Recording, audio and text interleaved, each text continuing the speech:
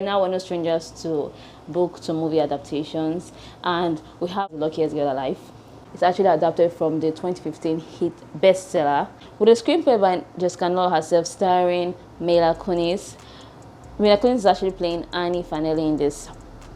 This girl is dubbed the luckiest girl alive because she has everything. She's a working class lady. She works with a really glossy magazine in New York City, and in her arms she has the very handsome Luke, and they're going to be having a wedding soon. To the outside eye, this bride to be with her emerald ring that is actually the luckiest girl alive because she seems to have it all. However, this girl, everything's not actually how it seems because she's actually battling a lot of things inside her. First, she has a very sharp tongue in her head, but outside she tends to really perform. She always feels the need to perform. She's putting up a show for her husband to be, she's putting up a show in her place of work and all of that, and every little thing leads her back to her time in a high school.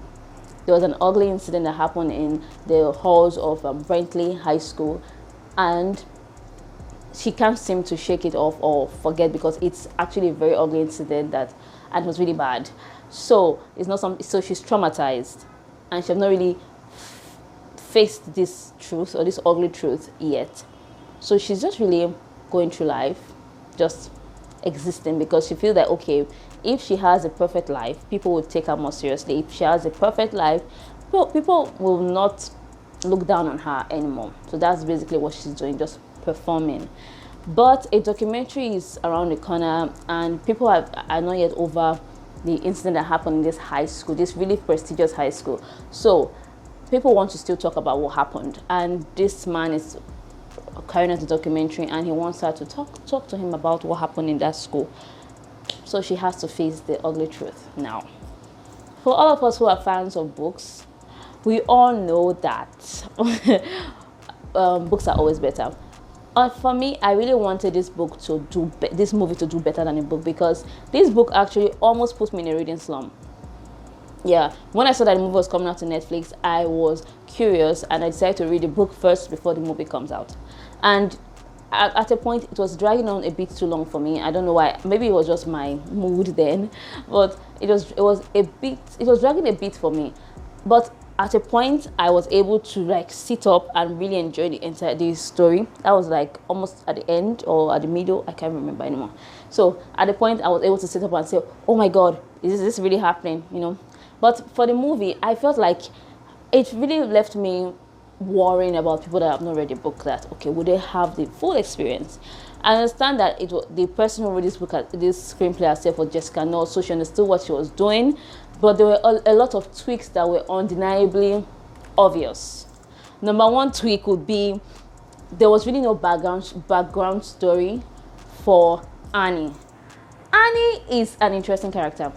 She made me to get to the end of this book of how she thinks and the terrible things she experienced. However, in the book, actually, the background story, Annie actually did not just come to. It's actually called Bradley High School in the book, but yeah, it's Brentley in the movie. So when Annie came to this new prestigious school, she actually left her Catholic school because of an incident involving weed. But then when she came to this school, she had to fit in as well. It was not just an easy thing for her. It seemed that way in the movie, that it was just easy for her to just blend in. It was far from it in the story. She had to befriend Arthur first. She had to really go do a lot of things before she could actually fit into this setting. There's another backstory that was left out in the movie, and that is the fact that her mother is actually very vain, and her mother also struggles with this identity crisis as well. She always wants to fit in, always wants to look good, always wants to just pretend to be rich. However, she's not rich. And her father as well is, like in the movie, is non-existent. He's just there as a figurehead. He's just there. It's just really Annie and her mother most of the time. But here in the movie, there was no father at all. There was none. They didn't even show her father at all. And there's a character, Mr. Larson. Mr. Larson is her teacher, the first person who really recognized Annie's talent as a writer. And they really toned down this relationship in this movie. I don't know what, I feel like they're trying to play safe. Mr. Larson and Annie actually shared really some kind of moment that there was a lot of tension between these two persons, because Annie had some sort of crush on Mr. Larson, and in the movie he was fired at when Mr. Larson actually had to leave the school. So, and there was a time in the book where they had to go back to the place where Bradley is, and lines were almost crossed there, because Mr. Larson, when he was a teacher in this high school, he was barely 24 years old. He was young and okay, and Annie had a crush on him, as I said. Yeah. Then now the feelings did not just go away. When she met Mr. Larson again, she was okay. Hi, Mr. Larson, and all this sort of thing. But he's already married. However, in this book, in the movie, it was just, they really just tossed that part out. So the end, how the book ended. Don't worry, I won't give you any spoilers. At the end, yes, okay, it's spoiler alert. Annie was triumphant at the end in both stories, both in the movie and in the book. But however, in the book, she actually just got her own inner peace when she got the confession from her former classmate, and she just really found inner peace in herself, that okay, yes, this really happened to me. She just kind of embraced her truth and went on with her life. While in the movie, Annie went on to not just get this truth, but also tell the world about her truth. So two different ends, but at last Annie is triumphant, at least. Another important thing that was actually just tweaked in this movie is Arthur. Arthur in the book was described as overweight, and he had a glasses that always push up his nose, and he had a relationship with Annie that was that was kind of nice. He was there for Annie, and he had a really sharp mouth, and he's sort of a nerd. That was how it was described in the book then. But in this story, in the movie, Arthur looks like a very, very handsome kid, and like a cool kid, but he's just angry. So I really wish that they left Arthur the way they described him in the book, because it sheds light on bullying and all of that.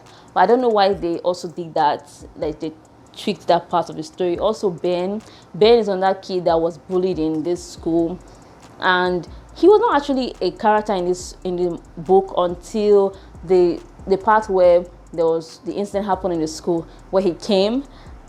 But in the movie, he's like a character in the movie. I don't know why they did that, but I really preferred the way it was in the story. That's why I'm going to rate this movie a 2 out of 5, because in as much as Mila Kunis shined, because of course she's Mila, she shined in this story, I just really wish that the storyline was not tweaked so much. I really wish that they didn't tweak it so much, because I like the original.